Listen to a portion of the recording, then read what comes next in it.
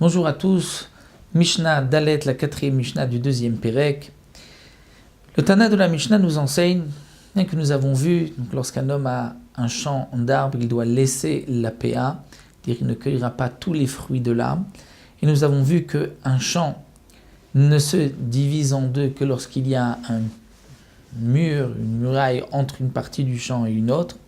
Le Tana poursuit, nous dit les charouvim, et pour les caroubiers, étant donné qu'ils sont très hauts, nous expliquent les Mevarshim, les Rishonim, donc Kol haroim ze et ze.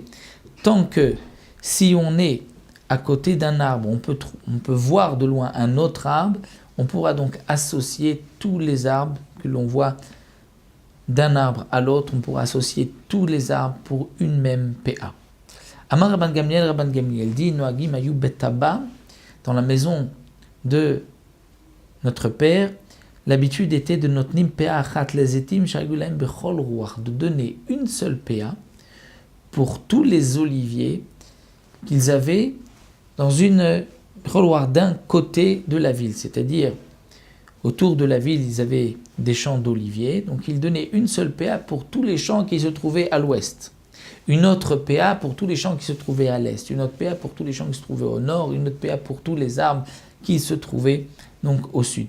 Ça, c'était l'habitude que nous rapporte Rabban Gamliel, donc de la maison de son père, une PA pour les étimes, pour les oliviers, donc tous les oliviers du même côté, une seule PA. Velecharouvim, kol haroim ze et ze, pour les caroubiers, kol haroim ze et ze, puisque c'est des arbres qui étaient très hauts. Donc lorsqu'on voit un arbre d'un autre arbre, on peut l'associer à cet arbre-là, et ainsi on associe tous les arbres, on donnera une seule PA pour tous ces arbres-là. Rab Lezer Rabbi Tzadok Omer Mishmo, Af lecharouvim shulem becholai. Rab Lezer Rabbi Tzadok dit en son nom, c'est-à-dire au nom de Rabban Gamliel, que non.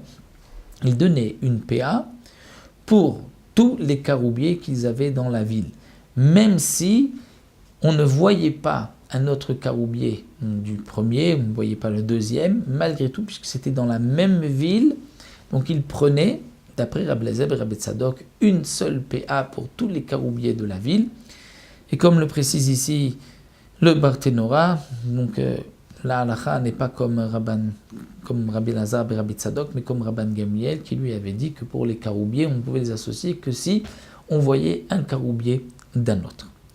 Voilà, nous arrêtons là à la quatrième Mishnah. On se retrouvera avec la cinquième Mishnah concernant donc un champ qu'on a semé deux sortes de blé. Est-ce que c'est une seule paire ou deux paires? Ça, nous le verrons dans la cinquième Mishnah.